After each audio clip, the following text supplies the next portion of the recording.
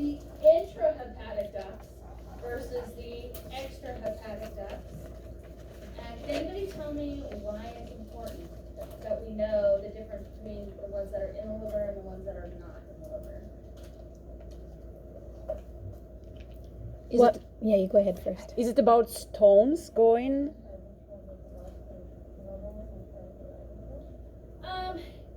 Most of the time with the biliary system, if you're seeing them in the liver, they're probably sick.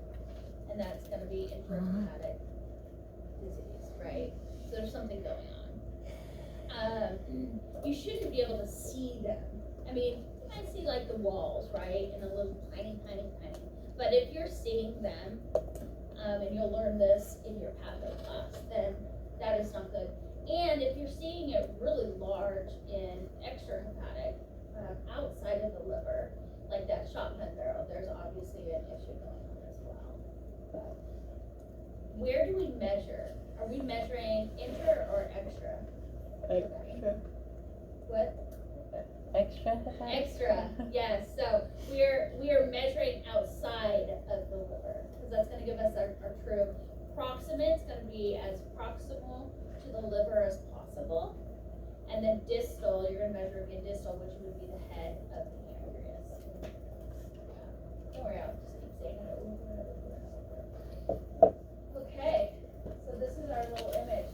So here, gallbladder, pear-shaped organ located below the liver that stores bile, a compound produced by the liver to digest fat, helps the body absorb fat-soluble vitamins and nutrients. The reason why I underlined pear-shaped, because you may get that question on a test or a board. Yes. So pear-shaped, know that. Common sense, but again, when it shows up on the test and you're freaking out, it's like, what is pear-shaped? Looks more like an avocado. During and after fatty meal, the gallbladder contracts, delivering the bile through the bile ducts In into the ancient intestines times, and they didn't have digestion. avocados. The That's normal why. adult gallbladder measures from 7 to 10 centimeters in length, right? And 3 to 4 centimeters in transverse. So, here are the parts. You've got the fundus, you've got the body, you've got the neck, and then that cystic duct. I want you guys to really take a look at this cystic duct. This is what it really looks like. It's got these little valves kind of in it that moves the bile. That's what pushes the bile in and out. This is a place where if somebody has really small calcifications, right, like little tiny stones, this is where they get stuck. And this causes some real pain because you can't get the bile in or out again, right? And so it makes the rest of the duct dilate. And then the intrahepatic duct will dilate as well. They'll enlarge, right? Because they have nowhere to drain the bile to. And that's when you start seeing them inside the liver. And again, you'll learn all of this in your patho class, but just kind of good for you guys to know the behinds. So, fundus, body, neck, you will need to know that. Gallbladders, stones get stuck in the neck all the time, and that causes pain, and of course, that's just like a little stone getting stuck in the cystic duct. So again, it causes intrahepatic problems. So the neck is the most dependent. If anybody asks you the most dependent part of the gallbladder, I was not confused on that question. And that's going to be your fundus. Because the fundus is going to, the gallbladder flops, but the fundus is always going to drop, like in a posterior aspect. So if you have debris, if you have any like kinds of small calcifications in there, it's usually going to fall in the dependent aspect of the gallbladder. So when you roll them, the gallbladder is going to go from here with all of it sitting here, and it's going to flop and do this. And then it's going to all move in the dependent part. And then sometimes it'll go into the body and into the neck. Okay. So, just some terminology. This is what it's going to look like for you guys. That is a normal fundus body. There's your little neck. And as you guys learned, they can be all different like sizes. They can look weird, like a little snake. Like everybody's body is different. In Rain's class, you guys are going to learn all the different types. and she's gonna cover that, and you're gonna go, whoa. You don't have to memorize all the different types, you just need to know if there's a fold or not, because folds sometimes you can think that they're maybe a stone, but it's really just a fold. And so that's why we really have to look at everything in 2 planes. Because a stone, you have to see it in 2 planes before you can call it, right? So, a fold, you'll know.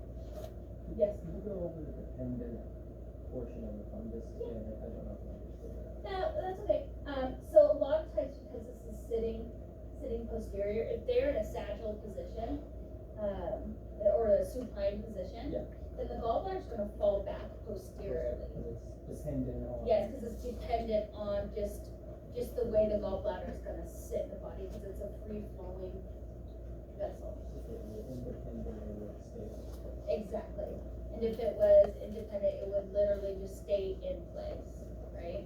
But then that. Yeah. Would. And so, yeah, and so I asked my colleague, I actually asked at Elmore, so I was like, dependent, I got the question dependent all the time, like I tried to ask her, how do I explain this, right, to them, because it's confusing, and she came up with the same thing, she was just like, yeah, it's kind of confusing, but it just means maybe the most posterior aspect, usually that is the fundus, because it falls that way, right, because the neck is attached, and it's the most distal part that's gonna flop. That makes any sense. Yeah, and it's, usually that's just a word question, like Shay's not gonna turn you. So, of course, you guys, can anybody tell me what this is? Tears, round like Terries, yeah, and it's also called, round like yeah, good job, there's your little diamond.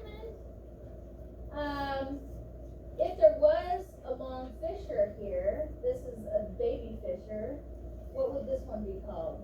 Between the gallbladder and the portal vein? It's just tiny. Main lower fissure. Yes, main lobar fissure, you got it. Same here, you can see it here. Look, there's your Mickey Mouse in there to give you the answers. I think after today though, you guys got the Mickey Mouse thing, right? Yeah. Perfect. Alright, gallbladder again, supine versus transverse. So in the transverse image, you guys, we're always gonna have some kind of liver. And it's usually gonna be the left lobe of the liver up here, and sometimes we may have the right, we may see the right lobe of the liver, it just depends on where you're scanning. Because sometimes you're scanning right on top of it, sometimes you have to go off to the side and scan that. Okay? And so in Sag though, this is what it should look like, and in supine. And we're always gonna take 3 images. So the 3 images are what? We wanna get the neck, the body, and what?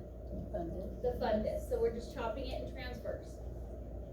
Neck, body, fundus. And so in Sag, what we're trying to do is just get like, you know, one side medial and the other side. We're just ruling out, right? And ruling out, is there stones, is there anything unhealthy? And it should have echogenic walls. And you'll end up measuring the walls, because that's indicative of disease as well. The thicker the wall, it's not so good news. It should be under 3 millimeters.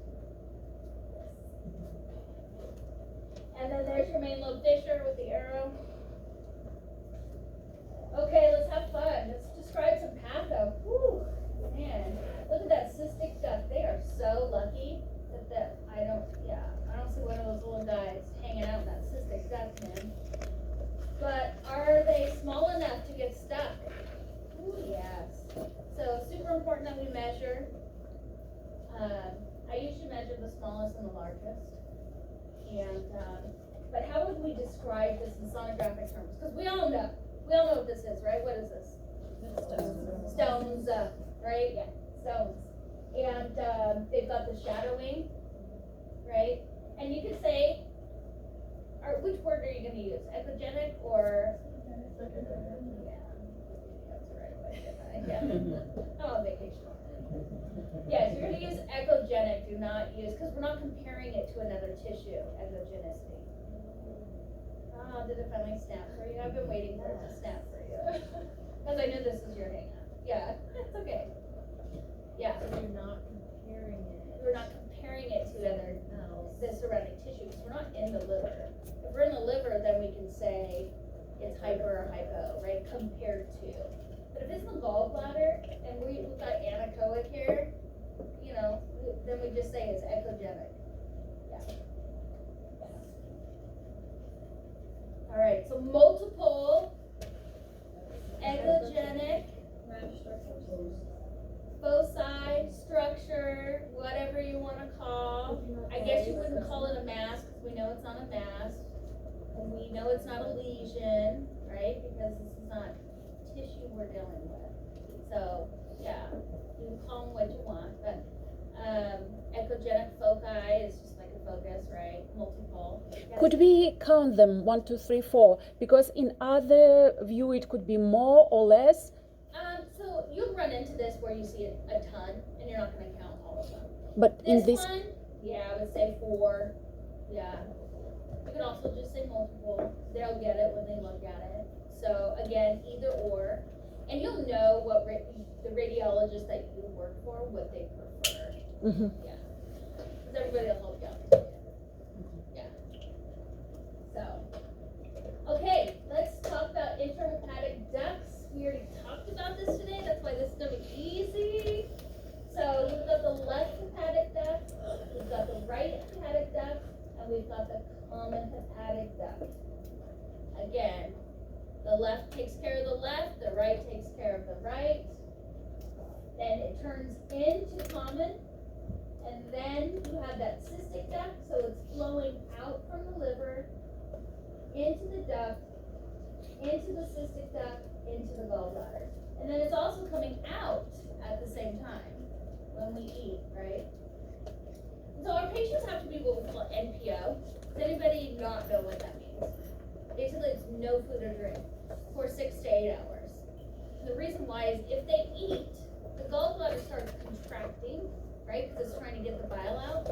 And then you can't find it because it's shriveled up and it has no bile in it. We need it full of bile. And so if they don't eat, then the gallbladder is full of bile and you can see it. Yes. Because you could be searching and searching. I tell you, when you scan each other, you're going to be like, you don't have a gallbladder. You're like, no, you actually ate something. That's why we can't see it. Yeah. So, don't let that fool you. Any questions about this? Alright. Extrahepatic would be your cystic duct and your common bile duct and the pancreatic duct. I just added that. Any questions about that? I have a question. Yes. How would you know if somebody didn't have a gallbladder or if they had? Oh, that's such a great question. Or would you just trust I that love they're it. NPO? And I literally love that question. You'll know every time if you ask. Before every appointment, when I'm walking them back to my room. So, when's the last time you had anything to eat? Did you follow the instructions? Oh yeah, midnight was the last time. Great. Perfect. So now I know in my head what the gallbladder should look like. And then before I even get started, I'm like, hey, we're gonna look at all these organs today. And when I mention them, I'm like, all right, you still have all those organs? Still got your gallbladder? Perfect. Because when I was a new tech, I was too embarrassed and I didn't ask those questions. And then I'd be hunting and pecking and I could find things and I'm like, oh, I should have asked. In my head, I'm like, ah. And then, you know, once you get on that spiral, it's just no good. And so just ask them, okay? Ask your partners, by the way, when you are scanning. Because I do know there is somebody in the class who does not have a gallbladder. I'm not going to tell you who. Because if you scan without asking, and you're hunting and pecking, you're like, where is it? Waste your damn time. Yes, you especially want to learn to ask when you guys are doing your scanning, like you're being evaluated, right? That's a big deal. Because you only got, I think, 20 minutes or something. I don't remember how long, but yeah. You can spend 20 minutes trying to find that gallbladder. That's not fair. Alright, so again, we covered this on the liver stuff. So this is mainly review for you guys. And of course, the IPC is always going to be underneath the portal vein because it's posterior. And then if the aorta came into this image, it would be posterior to the IVC. Wait, Yes. so on the other side, so Yeah. so the transverse one, bottom right, the IVC, the aorta, Yes. why do they look like straws? Like what? Not right. Because you're at a different angle. When you're trying to get the portal vein, sometimes, and you're gonna learn this in lab, we will go against the rules, the 9 and the 12 o'clock, and we aim towards the right shoulder. And so because of that angle, we're gonna see things a little different. Because if we're coronal, things are gonna look different depending on what side. Because if you're on the right side and you're in a coronal plane and you see the IVC and the aorta, can anyone tell me which one is gonna be closest to the transducer? IVC. Yeah. And if we're on this side, the opposite side, which one is gonna be? Yeah. So, I know, mind blown. So then, Great question. when you're like, I'm sure we'll learn this later, but when you're like standing like close to your shoulder, do you all that? You guys will learn, like the pancreas goes to bed at 7 o'clock. And so we use the clock basically. And so you'll know. Yeah, she'll teach you how to do all of that. Yeah. Don't worry about that stuff yet, huh? There's not enough room for all of that. Literally, yeah. Yeah. So what I want you guys to do is draw your whole entire tree. But I want you guys to color code it based on what is intrahepatic and what is extrahepatic. And label it so you know.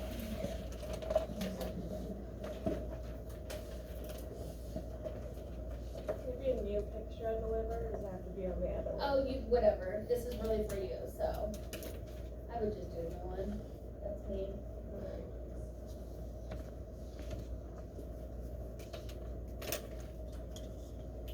You can put it all together at home.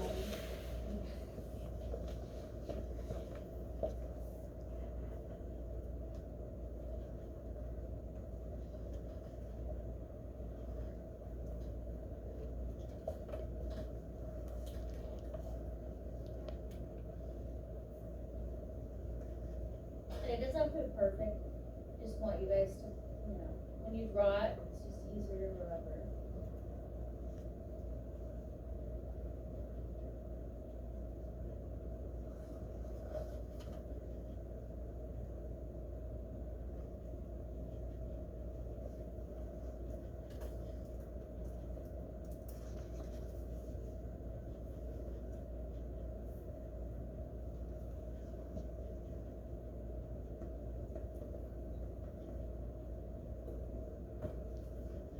And these don't have to be perfect, they can literally be stick figures.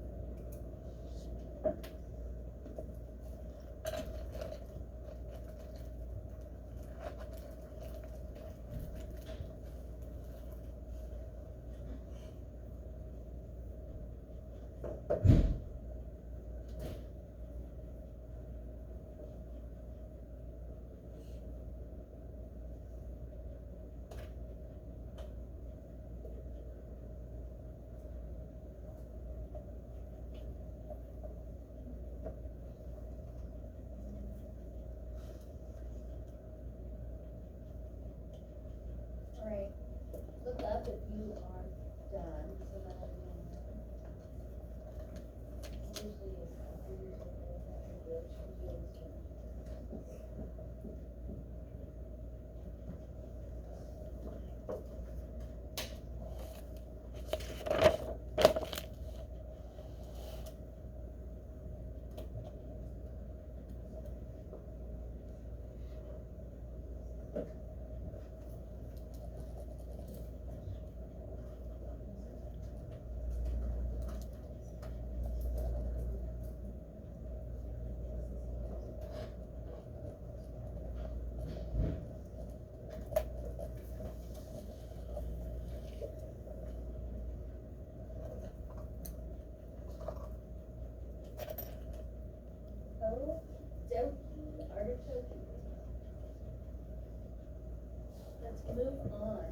So, for homework, I gave this to you guys, just to take this home.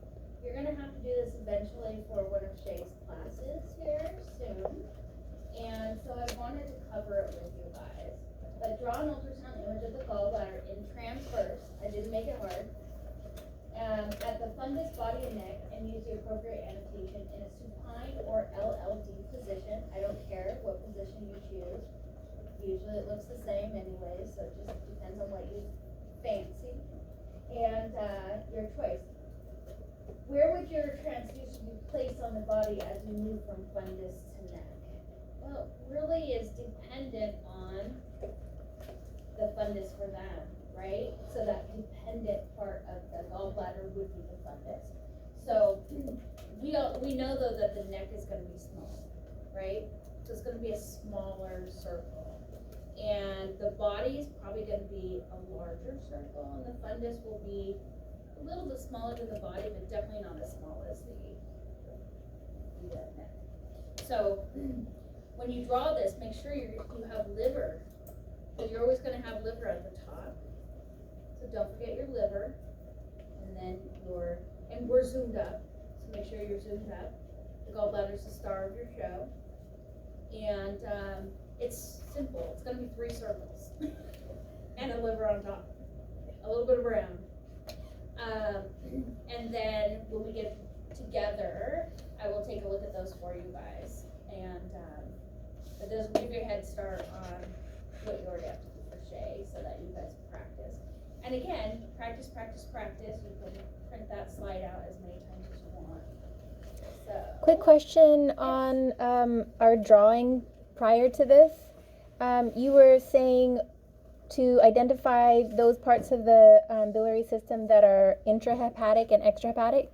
Can you just nail that on the head for me? yeah, absolutely. Intrahepatic are going to be, we always start with the right and left, right? Because it's going down. Mm-hmm. So right and left are intrahepatic, Mm-hmm. and their branches. Then the common bile duct, that usually forms right outside of the liver. Okay. Yeah, just right outside of that hilum. And then you have the cystic duct, which is extrahepatic, Okay. because the gallbladder's on it and is free flowing. So the only ones then to know intra is right and left. You got it. Okay. Yeah, there's only like a little tiny section of the common hepatic that is, so it's mostly, like we say, right, in ultrasound, it's mostly extrahepatic. There may be a little smidgen, just because everybody's body is different. And then you have the major, right after that cystic duct is the major, which is the real common hepatic duct. So you have a little bit of the common hepatic duct before that cystic duct. And then, yeah, then that common bile duct. And that's really where you're going to measure is after that cystic duct. Yeah, but you learn how to do all that. All right. Moving on to the pancreas. This is going to be pretty simple and easy.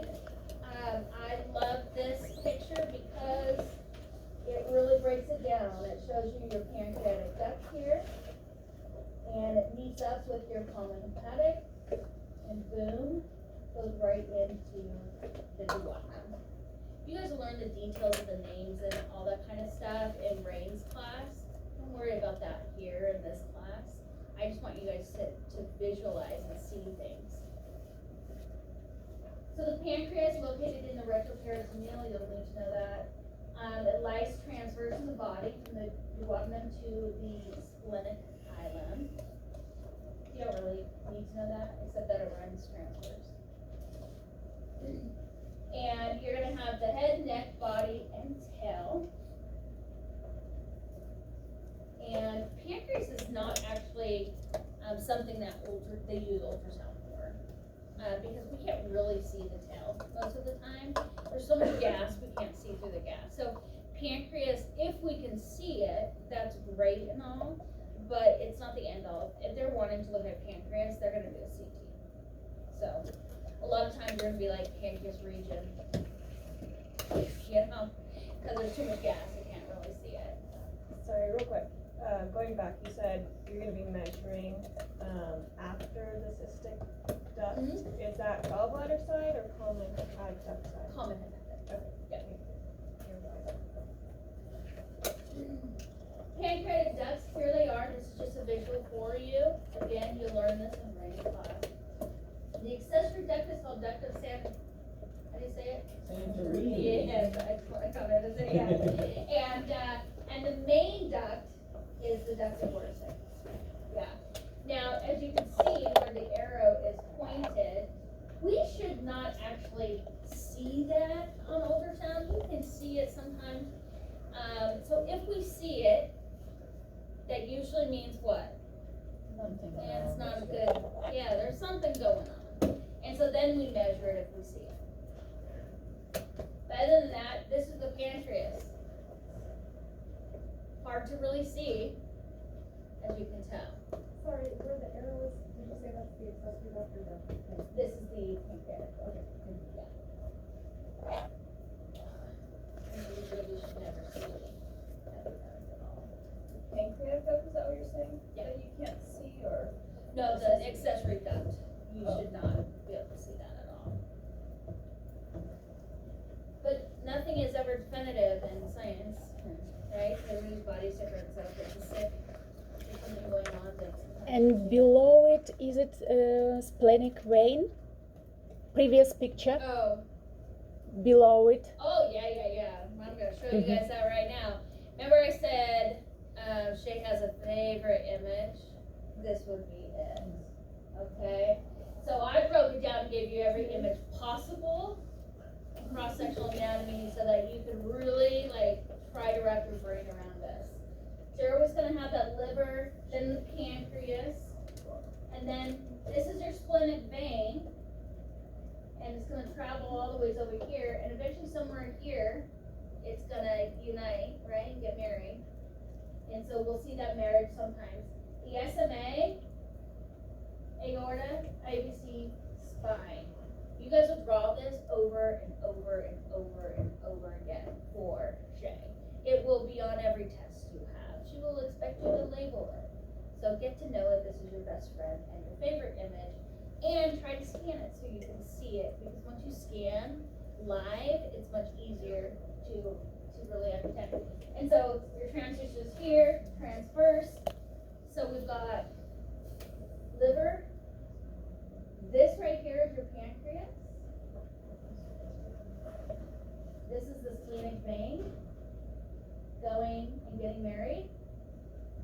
This little eye that you see is the SMA. We call it the Egyptian eye. Surrounds the SMA. Aorta, IVC, spine. So let's take a look at a few more. That one's even better. Look at that. That was a nice skinny glass body, easy to scan. They clearly have no gas. So head, body, tail. Now there's something called the Usenet process. That's on the head. That's so posterior that we actually can't see it. But you'll learn about it, but we can't see it. The thing that we care the most about is the head, because this is where we can get adenocarcinoma. And so if you look at the head and there's like this big mass, that's pancreatic cancer usually. Yeah. But other than that, like ultrasound is really hard to diagnose. But know that you've got some liver here, you've got pancreas here, the little eye, which is your SMA, IVC, aorta, spine. And then here's a cross section. This is for you, Connor. And yes, so you can see the liver, you can see the stomach, you can see how the pancreas lies in the body. So I'm just trying to give you guys a lot of visuals. Vasculature, I already crossed that one out that you guys don't need to know. So the splenic vein and the IMV, as you know, merge together and they meet up with the SMV there.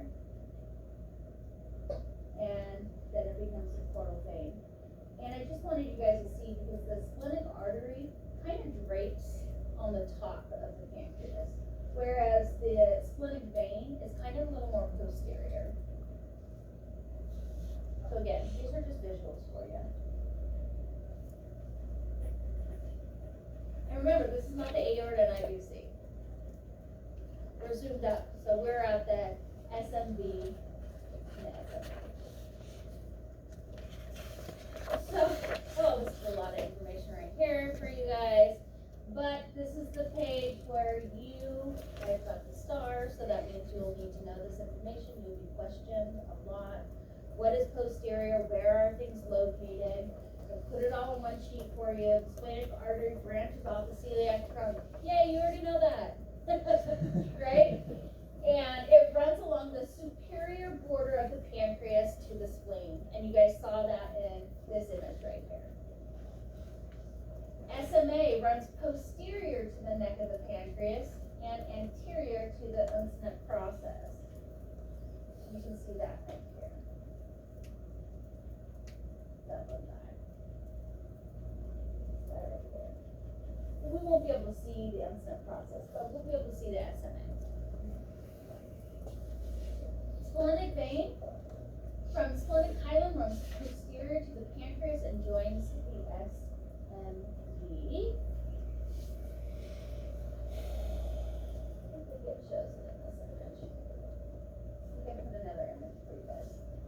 The SMB runs posterior to the pancreatic neck, anterior to the uncinate process, and joins the splenic vein to form the ligament. The IMB from large intestine travels superior to join the splenic vein, mama, near the pancreatic tail.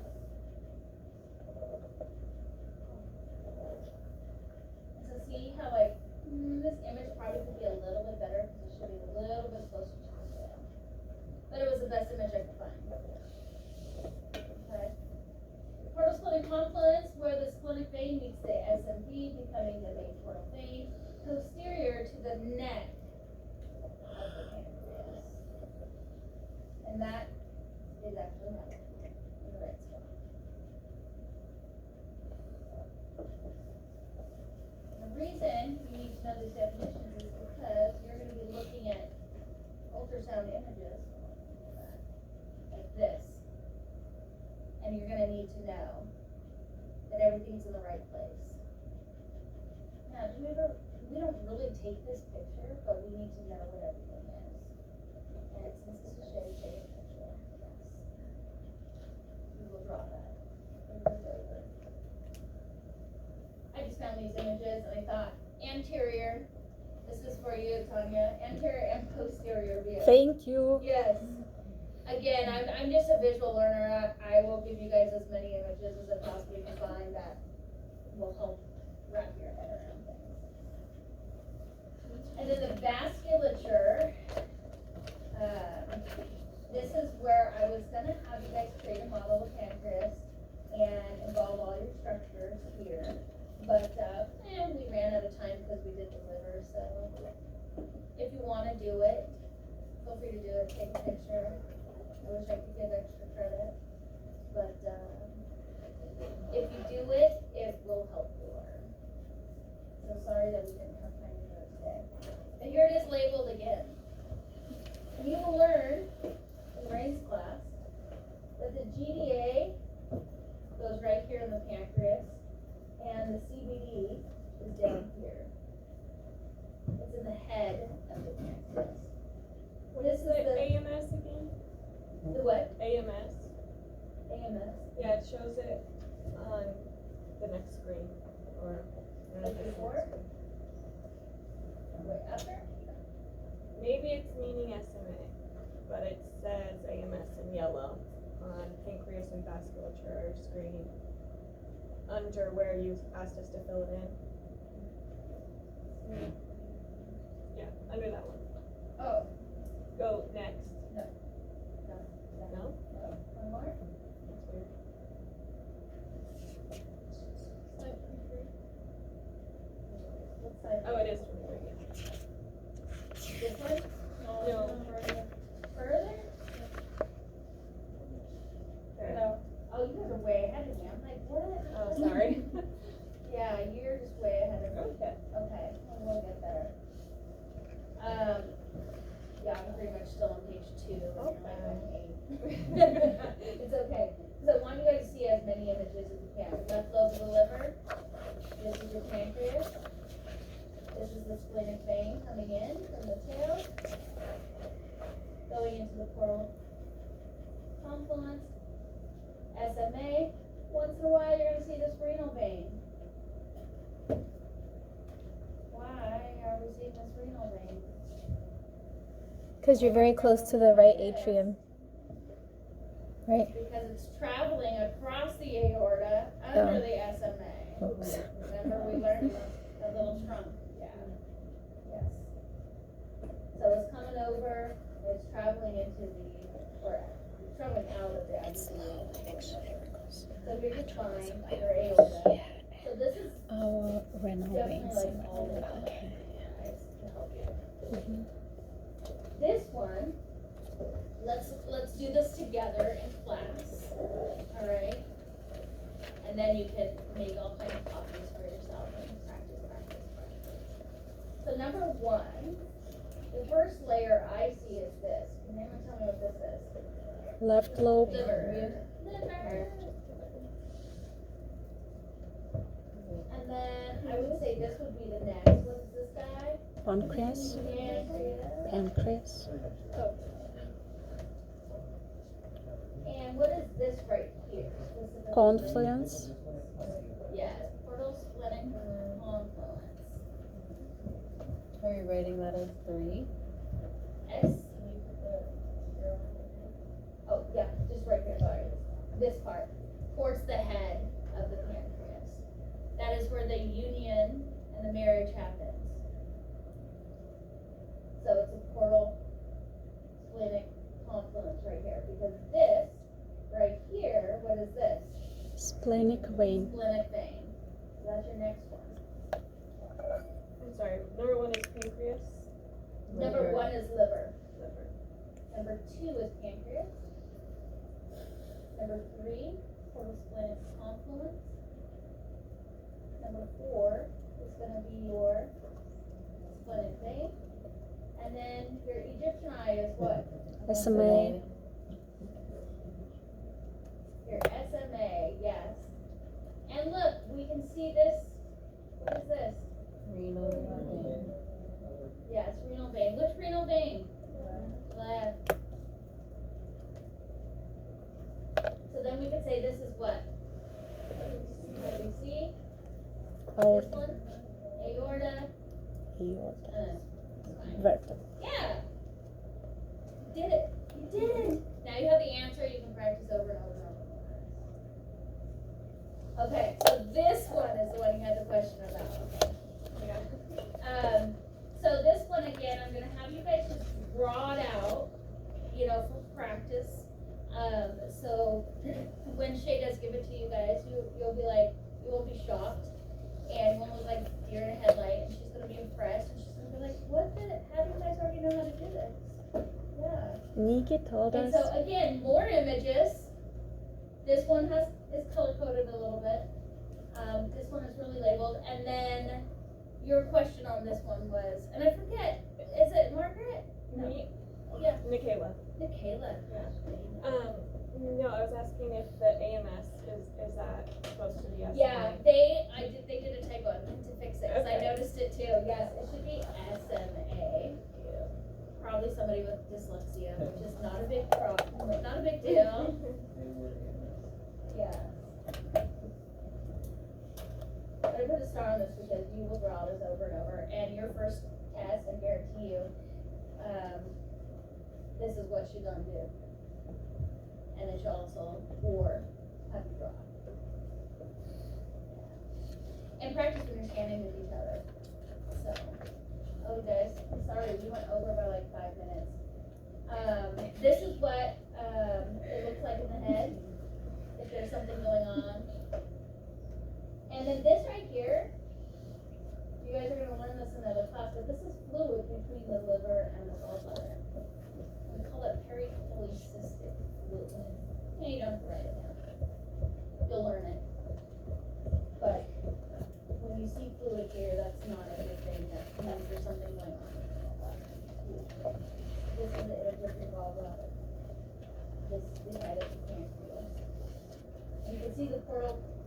little pump right here, like the eye. And this is the CBD here, a little bit dilated. Yeah, it's because there's a mass growing here, and it probably can't get through, right, the fluid, the biofilm. So, that's it. So we got, any questions? I'll stick around for a little while if you do. Feel free to come show me your stuff if you want. These drawings and stuff, they're for you, but if you ever want me to check them out, just take a picture with your phone and text it to me and be like, is this correct? And I don't care if I'm in Hawaii, that's alright. I mean, it's gonna be relaxing. If you guys have questions. But now you guys don't really have you don't have a test, so that's nice.